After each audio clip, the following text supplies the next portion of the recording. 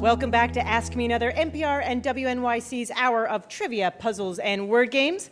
I'm Ophira Eisberg, and you might recognize our very important puzzler from his many Comedy Central roasts, from his former show, The Jeselnik Offensive, or from listening to his top-rated comedy albums. Please welcome my very good friend, Anthony Jeselnik.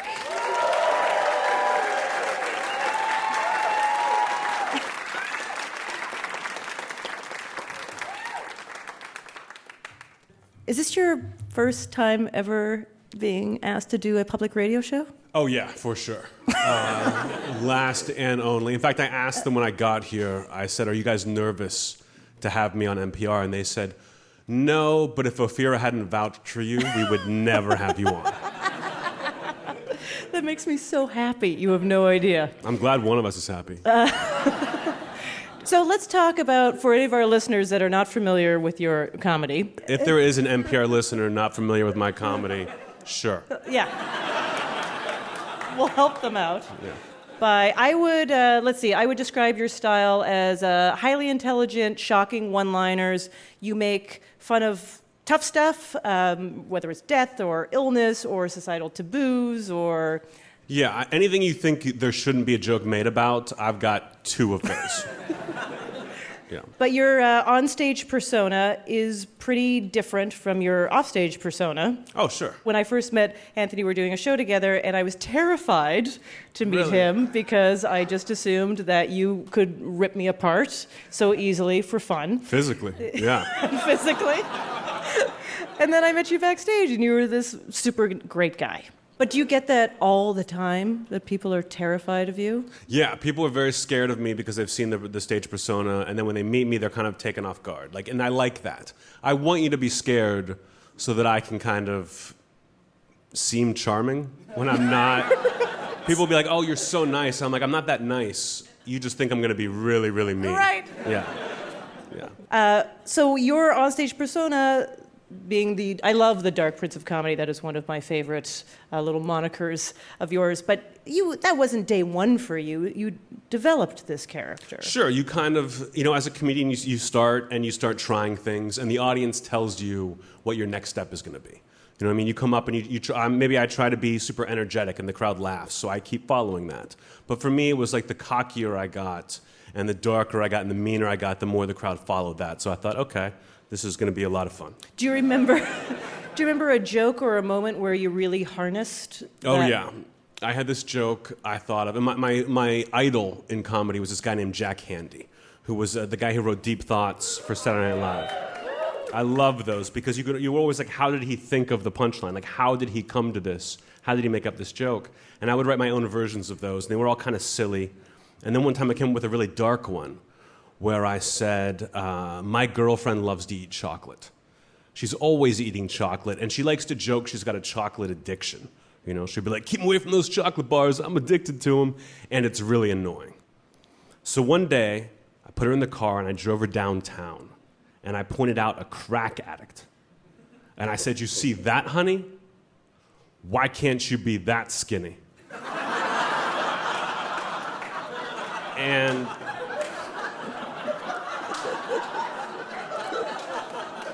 I told that joke at an open mic, and when comedians hear a funny joke, they don't laugh, they go, ooh. That's right. Which is code for like, I wish I thought of that. And when I heard that, I was like, oh, I'm on to something. And then I just chased that forever. And I know from watching a lot on stage that you are telling jokes, and sometimes half of the crowd is going, there's half laughter and half, happening at the same time. You're almost pushing them away to get them to come closer. Exactly. I'm daring you to laugh. Like, that's the best. If half the crowd hates me and half the crowd loves it, I'm in heaven. Right. When they all love it, it's a little weird. You know what I mean? It's like if you make if you do like a Hitler impression and everyone's like, yeah! You're like, oh no, that was not my intent. So is there any topic that you consider off limits? No, and if something made me uncomfortable, I would take it as a challenge, as a personal challenge to try to find a way to make a joke about that. It's just, that's my only goal, is to find things that you shouldn't joke about, and find a way to make a joke. So this is why you clearly were such a great choice for the roasts. Sure. And you wrote on your first one, which was David Hasselhoff. Is that correct? Yes, I wrote for David Hasselhoff. Yeah. And then the next one you performed on, and that was the Donald Trump roast. Yes. And you've heard of him. Yes. And you know, some people know who you were, but you were pretty new to the huge viewing audience, and you went up there and you really roasted people in a way that was, I think, kind of missing from the roasts for a while. A little bit. And I'll give her credit, I kind of took the Whitney Cummings model, and I was like, just go up there and try to cut everyone's head off. Like, it doesn't matter who they are, just go and try to destroy them. And that was me. People would watch me walk up on stage and be like, who is this pretty little dork? What is he gonna do? And then I crushed everyone. Yeah. So after the Trump roast, the next day, did your life change? Completely. Really? Oh, completely. It was a completely different. Everyone was like, "Oh my God, you're that guy. That was amazing." And I changed because it was like you had your moment. I was like, if I do badly on this, it's everything my life has been leading up to has been for nothing. Because this is my opportunity, and if it goes well, then I know that I've been on the right path and things are going to continue to go well. So when I did well, people thought like, oh, you're going to get so cocky when the roast is over, because I was cocky before. But after the roast, I kind of calmed down because I didn't have to be cocky. Everyone knew.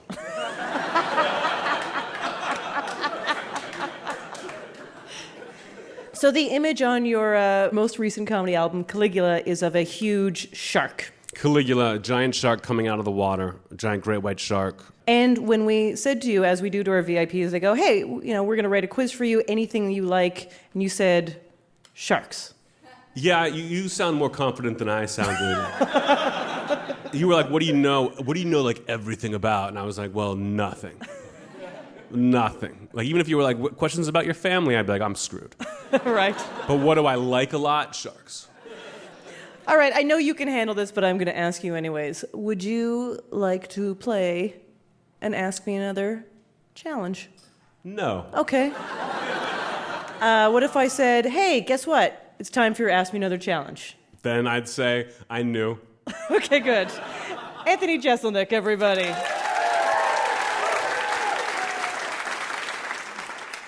All right, so you asked for a game about sharks, and we have written you a game about sharks, but it's not a scientific quiz. It is a quiz about sharks in popular culture. So our house musician, Jonathan Colton, and our puzzle guru, John Chinesky, will be helping us out with this game. Okay, here we go. The most famous shark in pop culture is, of course, the shark in Jaws. Director Steven Spielberg nicknamed the mechanical shark Bruce after someone he knew. Was it A, his barber, B, his lawyer, or C, his therapist? I'm going to say B, lawyer. I would say you are correct, of course. Boom. His lawyer, Bruce Raymer. Yeah, he should put that on his business card if he was like, inspired Jaws. I don't want to get too cocky, but I already have. Because you got that right? Yeah, exactly. Okay, good.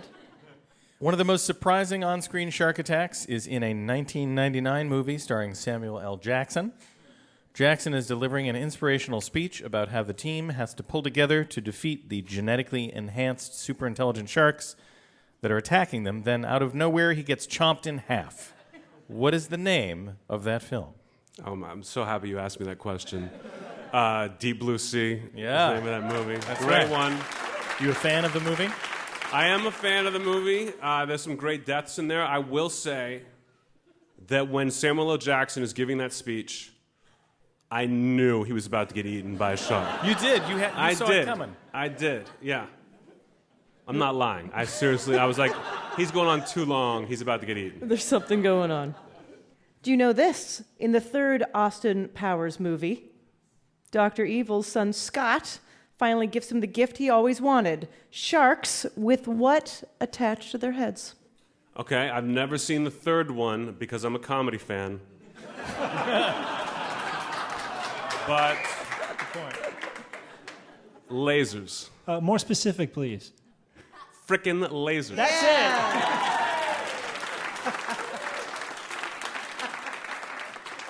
Ballsy move asking me to get more specific. That could have gone wrong for you.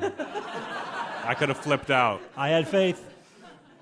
In the movie Mega Shark versus Giant Octopus, Sure. starring Lorenzo Lamas and Deborah Gibson. This is when she got serious.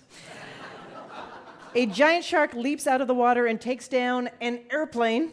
The shark, which has been thawed out from a glacier, is supposedly a member of what shark species that lived millions of years ago? Oh, I wish this was multiple choice because I can see it's like a mega, I can see the name, Mega Chronodon. So I couldn't. Means big tooth. That's not helpful. Mega Chronodon? I think that's what I said, yeah. Yeah. All right. Mega. That's actually a giant watch. Chronodon. Prehistoric giant watch. I'm not going to answer it incorrectly. I'm going to pass. All right. I'm sure the people here would like their voices heard. Anyone out there? Megalodon, There yes. So close. Son of a. Puzzle guru John Chinesky, how did our VIP do at his game? He got a majority of the answers correct. So thanks to Anthony, Stephen Fernandez from Charleston, West Virginia wins an Ask Me Another Rubik's Cube and a copy of Anthony's comedy DVD, Caligula. Thank you so much. Huge hand for Anthony Jeselnik, everybody.